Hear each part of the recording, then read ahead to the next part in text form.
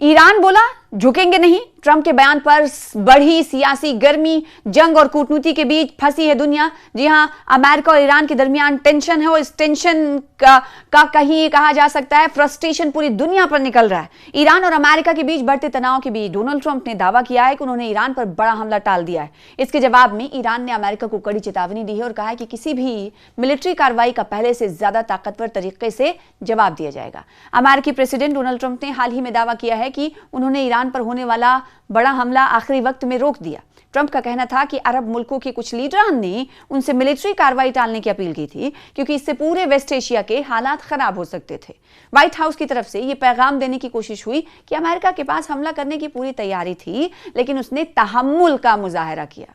जी हां, लेकिन ट्रंप के इस बयान के तुरंत बाद ईरान ने ऐसा पलटवार किया जिसने वॉशिंगटन की बेचैनी बढ़ा दिया। अब ईरान ने किया क्या, वो आपको बताते हैं।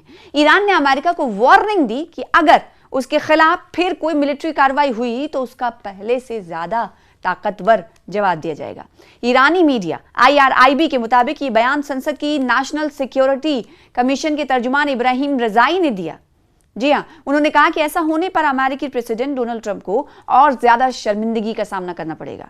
रेजाई ने अमेरिका को वार्निंग देते हुए कहा कि उसे या तो डिप्लोमेसी या ईरान की शर्तों को कबूल करना होगा या फिर ईरानी मिसाइलों की ताकत का सामना करना पड़ेगा। 3 ऑप्शंस रखे ईरान ने साफ कहा कि वो अपनी यूरेनियम एनरिचमेंट प्रोग्राम पर भी कोई समझौता नहीं करेगा।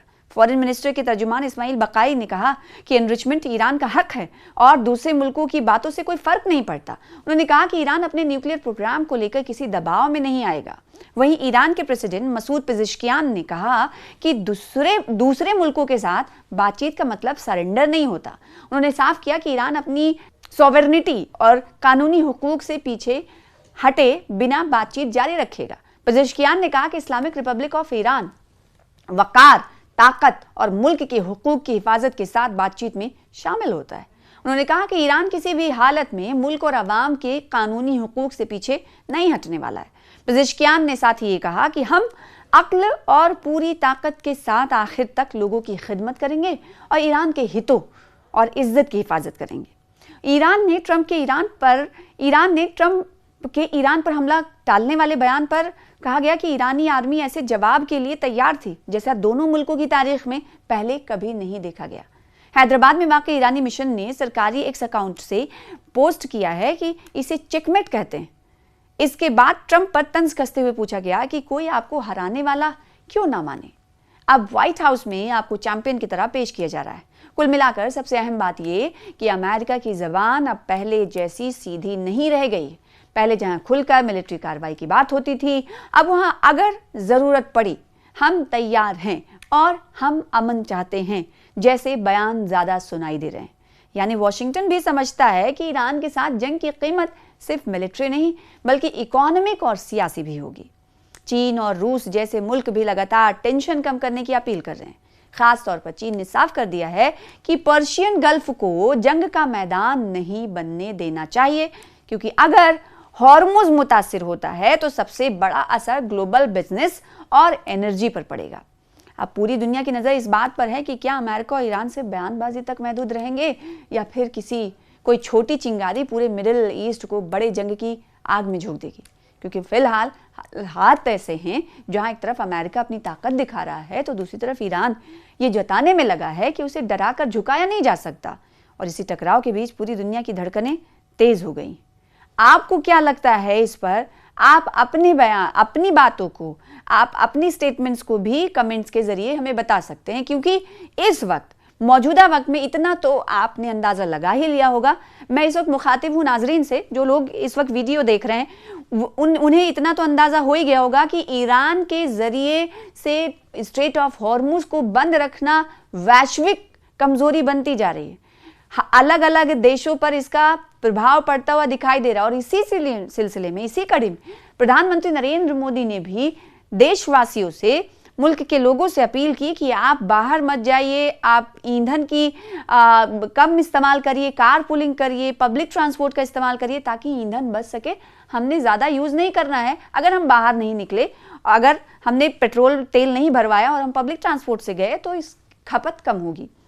तो इसका असर कहां कहां तक पड़ रहा है ये आप अंदाजा लगा सकते हैं। देखिए, सिर्फ और सिर्फ पेट्रोल डीजल और गैस तक ही सीमित नहीं है, अब इसका यूटिलिटी पर भी सवाल अब पर भी प्रभाव पड़ने लगा है। कई सारे क्रीम्स और कहा जा रहा है कि वैसलीन और बहुत सारे ऐसी दवाइयाँ होती हैं, उस पर भी इसके असर अब नुमायां होने लगे हैं, यानी हॉर्मुज के बंद होने। और हॉर्मुज इतना अहम क्यों है? आपको तो ये पता ही होगा कि स्ट्रेट ऑफ हॉर्मुज एक ऐसा रास्ता है जहां से 20% तेल पूरी दुनिया का या इस रास्ते से होकर गुजरता है। हालांकि भारत के साथ रिश्ते सही हैं, लेकिन इस वक्त टकराव की स्थिति बनी हुई है। एक तरफ ईरान की तरफ से इस हॉर्मुज स्ट्रेट से निकलने के लिए टोल नाफिज किया गया है, ये आपको मालूम है, और दूसरी तरफ अमेरिका ये कह रहा है कि अगर टोल देकर कोई जहाज वहां से निकलेगा तो हमारी यूएस नेवी यहाँ खड़ी हुई है ब्लॉकेट कर हम उन्हें आगे नहीं बढ़ने देंगे। तो ये भी इस वक्त जंग का मैदान जो है कहीं ना कहीं समंदर बना हुआ है, पानी में जंग चल रही है, ये कहा जा सकता है। तो अब कहीं ना कहीं चीन भी और रूस भी दोनों से कहता हुआ नजर आ रहा है कि आप लोग टकराव को कम करें।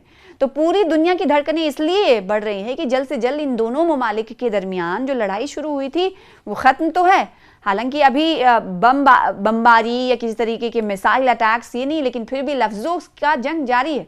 तो यही कहा जा रहा है कि ईरान जो अमेरिका की तरफ से जो बातों में ढील आई है या फिर लफ्जों में नरमी आई है, वो कहीं ना कहीं वो इसीलिए है कि ईरान की इस पे जीत हुई है।